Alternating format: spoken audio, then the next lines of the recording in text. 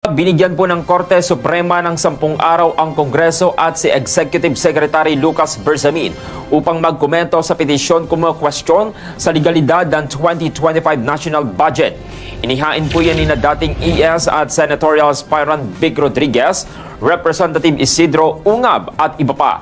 Iginiit sa petisyon na labag sa konstitusyon ng General Appropriations Act or GAA dahil sa nadiskubring blankong item sa bicameral report.